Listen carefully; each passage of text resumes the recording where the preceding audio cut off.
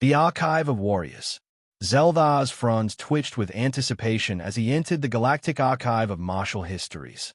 The dome-shaped structure gleamed under the twin suns of K Thora Prime, housing thousands of years of interstellar conflict. As a scholar of pacifist dissent, Zeldhar preferred ancient treaties and ceasefire negotiations.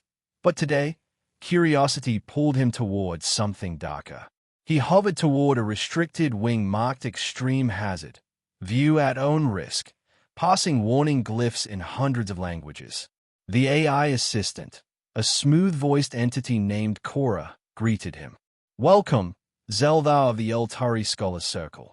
Your clearance permits access to Tier 7 combat records." Query. "Humanity," he said, his voice bubbling. "I want to understand why they are classified as an extreme-level threat."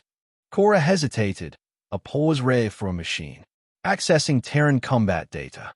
Caution, psychological effects may include anxiety, existential dread, and mild neural trauma." "I'll take the risk." The room darkened. A projection lit up before him, showing Earth, green, blue, and deceptively serene.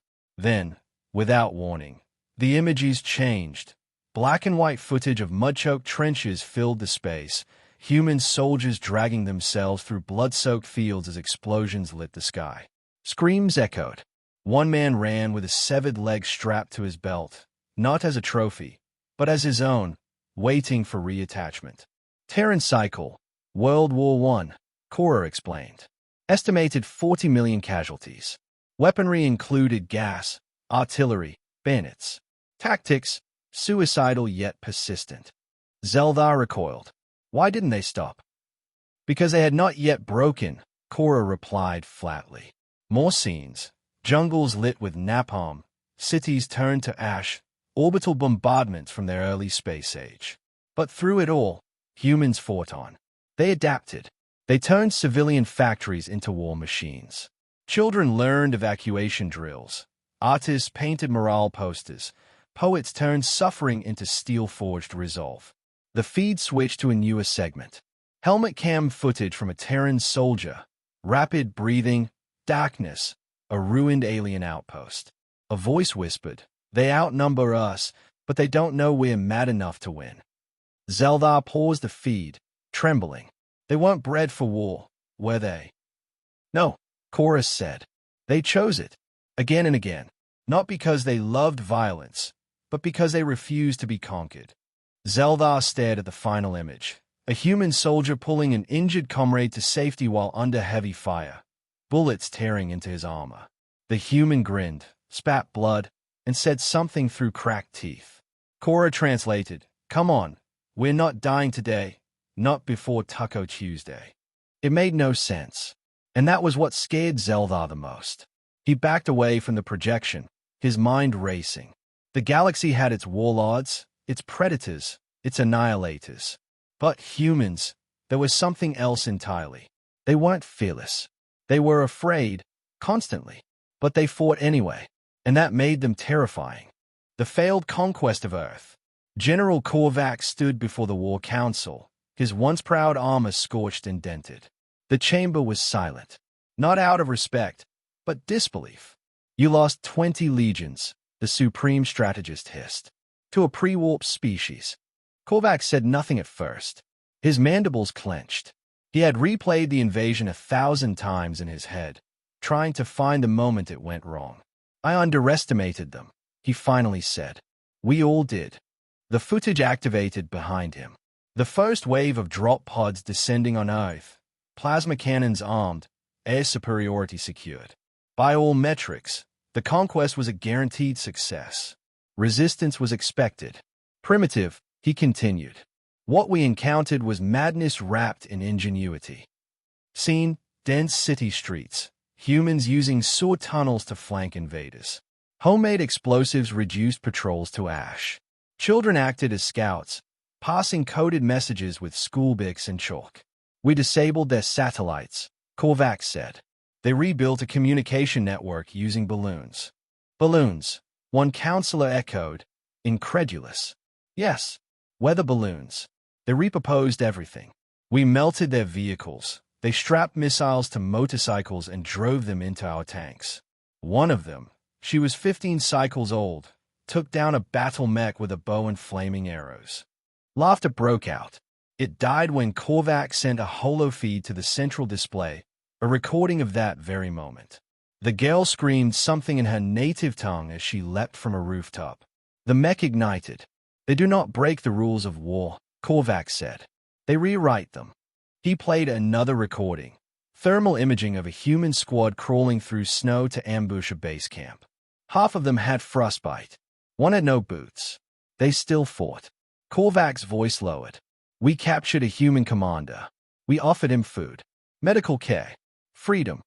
And he spat in my face and said, "You think you can kill us into surrender? We already dead. The only question is how many of you we take with us." Silence followed. Even the supreme strategist had no words. They didn't fear death, Korvac said. They made it their weapon. They turned their grief into fire. Every fallen comrade hardened their resolve. He removed a cracked visor from his satchel and held it up. Blood still stained its edges. This belonged to one of my lieutenants. She was killed by a man wielding a shovel. Not a vibroblade. Not a gun. A garden shovel. The visor clattered to the floor. "I am not here to defend my failure," he said. "I am here to warn you. Do not go back to Earth. Do not provoke them again.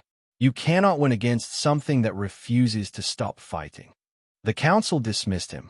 Years later, his warning would become prophecy. Prisoners of the Void War. Commander Halleck had seen many things in the Fourth Void War. Planets burned to glass, stars turned into weapons, entire species blinked out in moments. But nothing haunted him more than the humans they'd taken as prisoners. The tribunal chamber buzzed with quiet murmurs. Halleck stood alone on the platform, eyes hollow. The arbiter gestured. "Commander Halleck, explain how 5 human prisoners overtook your cruiser, killed 30 of your crew, and jump-spiked your warp core." Halleck's throat clicked. "You misunderstand. It wasn't 5. It was 1. A collective gasp rippled through the chamber. They were captured during a skirmish near Deneb. Injured, unarmed. We secured them in isolation. Full restraints, neural suppressors, containment fields." He paused, gripping the railing as if to steady his mind. But one, Corporal Rios, pretended to be unconscious. When a medic leaned in, he used a splinter from a food tray to pierce the technician's eye. With that, he escaped. The screen behind him lit up. Footage from the ship's security system. Flickering lights, red alerts, then chaos. One human tearing through steel corridors, bleeding from a dozen wounds but moving with terrifying speed. "We tried gas, sound pulses, magnetic field locks," Halleck said. "He adapted, used our own ship against us, turned cleaning drones into bombs, hijacked our environmental controls. At one point, he depressurized a hallway just to reach an elevator faster. He was dying," Halleck added. "Internal hemorrhaging, organ failure. Still, he fought like it didn't matter." The arbiter narrowed their eyes. "For what? Escape?" Halleck gave a bitter laugh. "No, for his friends." He returned to the cell block, freed the others, bandaged them, armed them with tools scavenged from maintenance closets. A second video played. The 5 humans, limping, bleeding, burning, as they stormed the command deck. Rios led the charge, face pale, lips blue, still barking orders. "We activated the self-destruct to stop them," Halleck whispered. "They disabled it." "And the core jump?" the arbiter asked. "They didn't try to flee." Rios initiated a forced jump straight into contested space.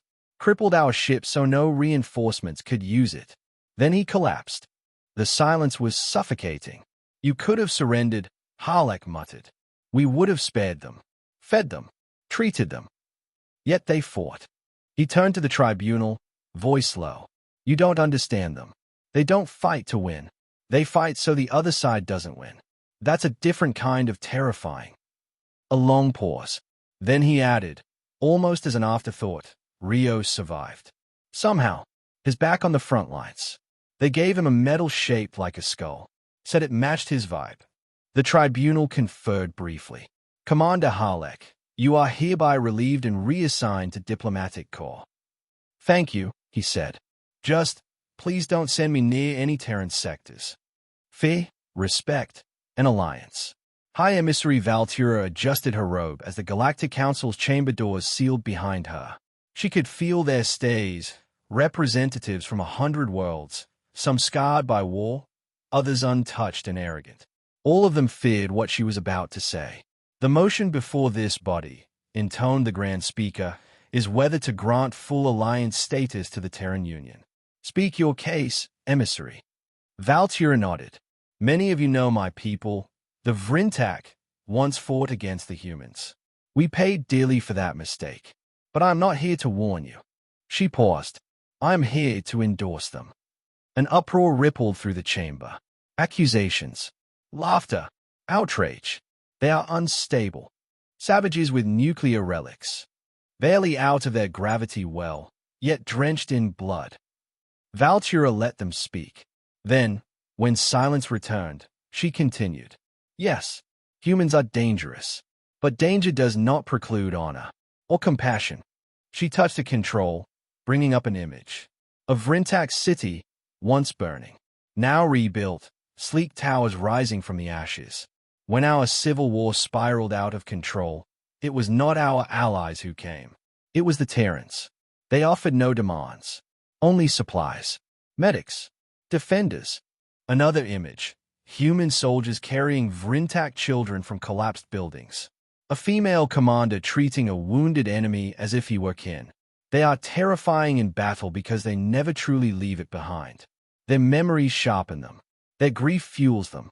But it also makes them the most fiercely loyal protectors this galaxy has ever seen. A projection of a human quote blinked into the air above her. Asterisk, we'll walk through hell for our friends.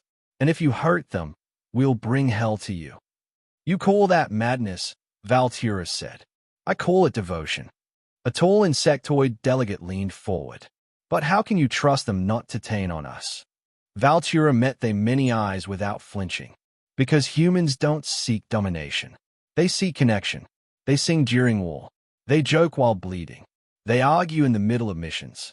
And when the dust settles, they remember every face. She let that sit. Make them our enemy, and they'll become your nightmare. But make them your ally. Her voice softened. And they will never let you fall. Silence fell once more, heavier this time. Thoughtful. The Grand Speaker turned to the chamber. Vote. One by one, hands, claws, tendrils, and mechanical limbs rose. Valtura didn't smile. Not yet. She turned to the viewport behind her. Out in orbit, a Terran dreadnought waited silently. Its name scrolled across its hull. Honor among monsters. Humans never denied what they were. They simply chose where to aim it. Final line. In the vast cold of the galaxy, it is not the strongest who endure, but those willing to burn to keep others warm.